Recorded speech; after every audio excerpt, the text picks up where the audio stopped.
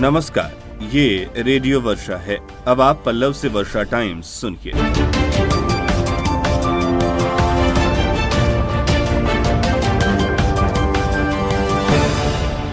पहले सुर्खियां। जादवपुर मंगलपुर महासेतु का अप्रोच पथ ध्वस्त, आवागमन ठप। जिले में बाढ़ का कहर जारी, कहीं डूबी धान की फसल तो कहीं बही झोपड़ियां।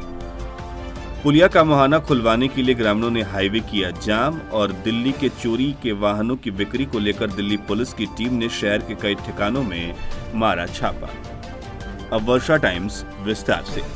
गोपालगंज से बेतिया को जोड़ने के लिए गंडक नदी पर बनाए गए जादवपुर मंगलपुर महासेतु का अप्रोच पथ सदर प्रखंड के राजवाही बिनटोली के समीप एक पुल के पास गुरुवार की सुबह ध्वस्त हो गया। अप्रोच पथ ध्वस्त होने से जादवपुर मंगलपुर महासेतु का आवागमन ठप हो गया है। पुल का अप्रोच पथ ध्वस्त होने की सूचना मिलने पर मौके पर पहुंचे अधिकारियों और अभियंताओं की देखरेख में अप्रोच पथ को ठीक करने का काम शुरू किया गया है। सदर प्रखंड के जादवपुर के समीप गंडक नदी पर 5 साल पहले जादवपुर मंगलपुर महासेतु को निर्माण कार्य पूरा करने के बाद आवागमन के लिए खोला गया था। महासेतु बनने से गोपालगंज का बेतिया से सीधा संपर्क हो गया था। इसके साथ ही महासेतु से दियारा इलाके के लोगों को नदी के उस पार अपने खेत तक जाने में सहूलियत हो गई। इस बीच मानसून सक्रिय होने के साथ ही गंडक नदी का जलस्तर बढ़ने लगा। इस समय गंडक नदी उफान पर है। जलस्तर बढ़ने से जादवपुर मंगलपुर महासेतु का अप्रोच रोड पर गंडक नदी का दबाव बढ़ा। इस बीच गुरुवार की सुबह गंडक नदी के पानी के दबाव से राजवाही गांव के समीप बने एक पुल का अप्रोच पथ ध्वस्त हो गया, जिससे मंगलपुर जादवपुर महासेतु का आवागमन ठप हो गया है। जिले में लगातार बाढ़ का दबाव और कहर जारी है। लगातार हो रही बारिश और सोना नदी के जलस्तर में वृद्धि के कारण कटिया प्रखंड के 1 दर्जन गांवों के सैकड़ों एकड़ की फसल पानी में डूब गई है। हालत यह है कि नदी का पानी मुख्य पथ पर बहने लगा है, जिसके कारण डुमरिया और मैनीडीह गांवों को आपस में जोड़ने वाली मुख्य पथ पर आवागमन बंद हो गया है। इस बीच सैकड़ों एकड़ में धान की फसल पानी में डूब जाने के कारण फसल पूरी तरह से बर्बाद हो रही है।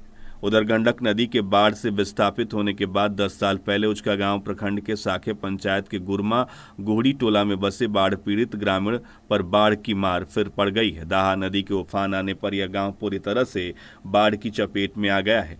गांव में दाहा नदी का पानी बह रहा है। 1 सप्ताह से बाढ़ में फंसे ग्रामीणों को अब तक सरकारी स्तर पर कोई मदद नहीं मिली है। ग्रामीण सरकारी सहायता मिलने की राह देखते हुए जैसे तैसे बाढ़ के पानी में दिन गुजर कर रहे हैं।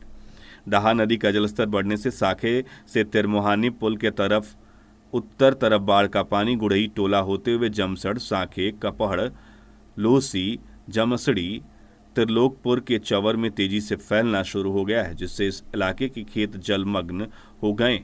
दाहा नदी में बाढ़ आने से निचले गांवों में घरों में पानी घुसने लगा है। प्रखंड के नवादा परसौनी में जगह जगह बनाए गए बांध से रिसाव और सड़क के ऊपर से पानी गांव में फैल रहा है, जिसे देखकर बुधवार को ग्रामीणों ने सड़क किनारे बालू भरे बोरे लगाकर किसी तरह बाढ़ के पानी को गांव में घुसने से रोका।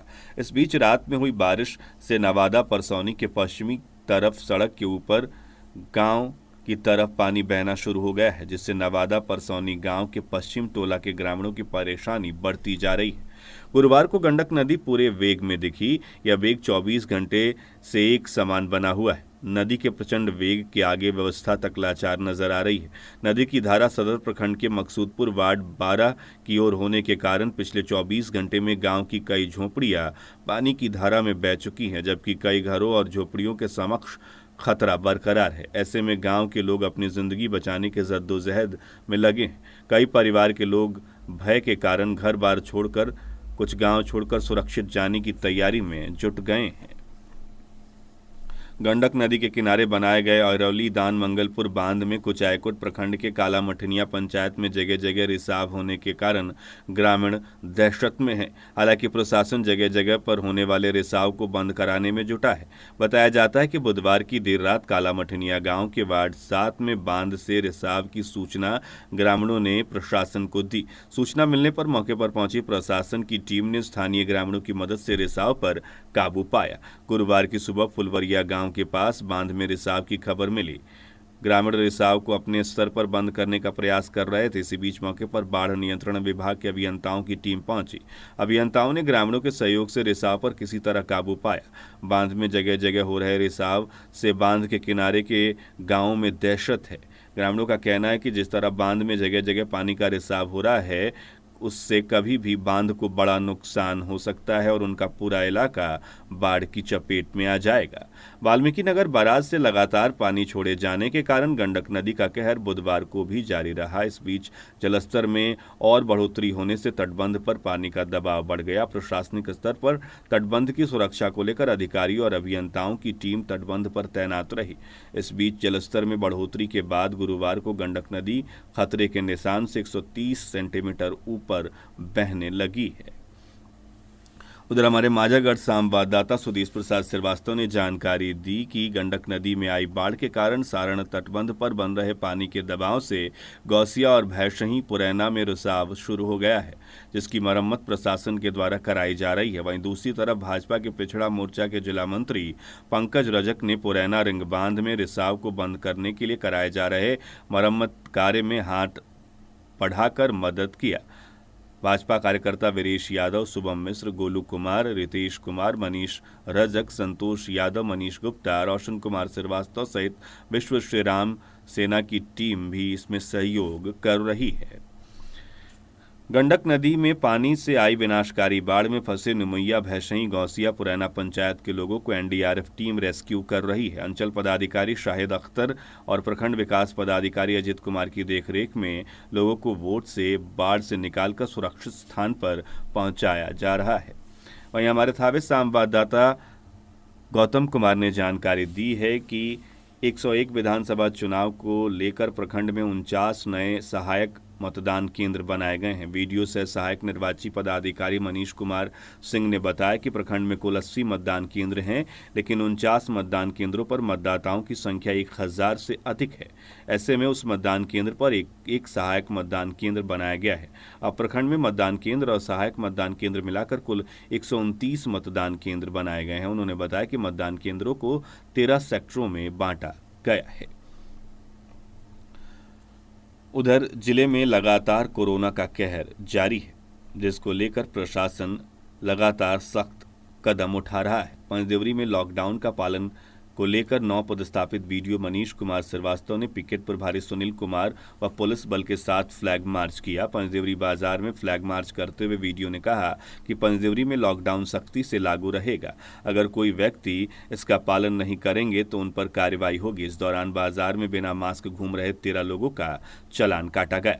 वीडियो ने बताया कि सभी बाजार में सख्ती से लॉकडाउन का पालन कराया जाएगा। उसके बाद प्रशासन की टीम गांव-गांव भी जाएगी। उन्होंने कहा कि शिकायत मिली है कि गांव में लोग एक पास बैठकर बातें करते हैं तथा सामाजिक दूरी का पालन नहीं करते हैं। विधानसभा चुनाव को लेकर बीएलओ सुपरवाइजर की एक आवश्यक बैठक वीडियो की अध्यक्षता में की गई। इस दौरान वीडियो ने कई आवश्यक निर्देश दिए हैं। वीडियो मनीष कुमार श्रीवास्तव ने 1 सप्ताह के अंदर बुधवार गर्भवती महिलाओं की सूची, 80 वर्ष के ऊपर के मतदाता की सूची, दिव्यांग मतदाताओं की सूची की मांग की है। साथ ही सभी सुपरवाइजर सभी 80 मतदान केंद्रों का भौतिक सत्यापन करें, इसका भी निर्देश दिया गया है। उन्होंने सभी को अलर्ट मोड पर रहने की बात कही है। उधर पंचदेवरी गांव के दलित बस्ती में महीनों से हो रहे जल जमाव को खत्म कराया गया है। Video Manish Kumar Srivastava, P O Anil Kumar Singh, B C O Deepu Kumar, picket प्रभारी सुनील कुमार की टीम ने दलित बस्ती में जाकर जीसीओ से जल निकासी कराई। वीडियो की पहल से गांव में के लोगों में खुशी देखी गई है।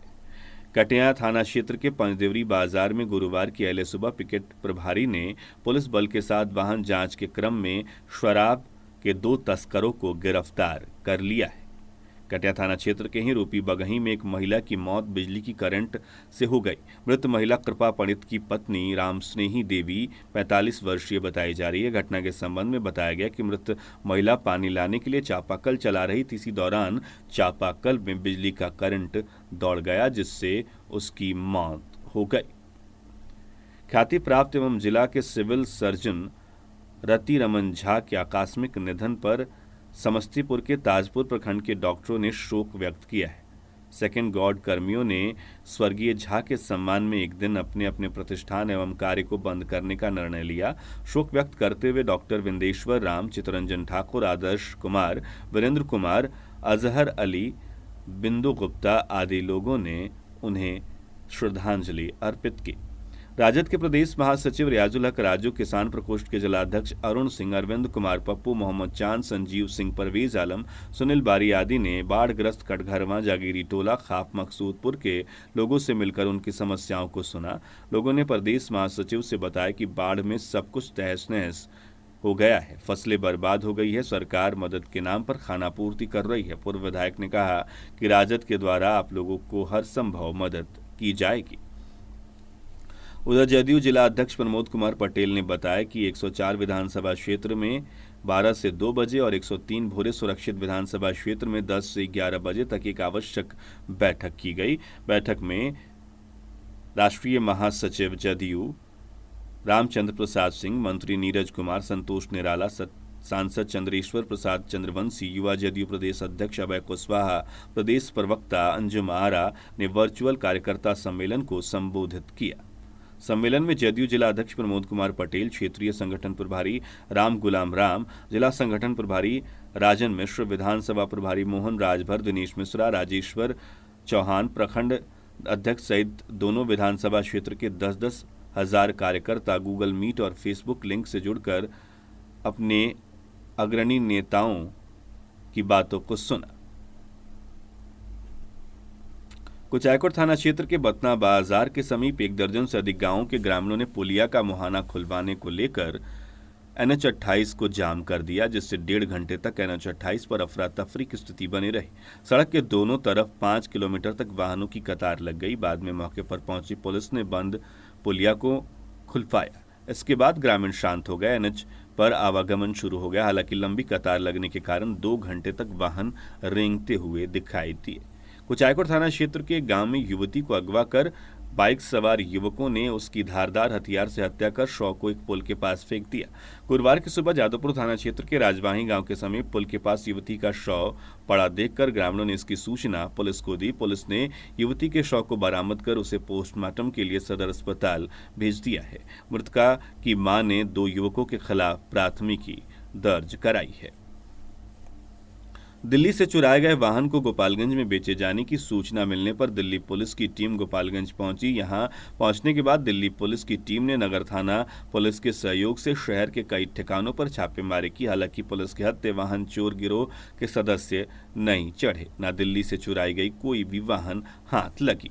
उचकागांव प्रखंड के छुटका सांके पंचायत में जलालदी टोला में जर्जर तार नहीं बदलने से आक्रोशित ग्रामीणों ने प्रदर्शन करते हुए विद्युत विभाग के खिलाफ जमकर नारेबाजी की। ग्रामीणों का कहना था कि गांव में लगाए गए बिजली के तार वर्षों पुराने हैं, जो पूरी तरह से जर्जर हो चुके हैं। आए दिन तार टूटकर गिरना आम बात हो गई है, जिससे कोई भी बड़ी दुर्घटना हो सकती है।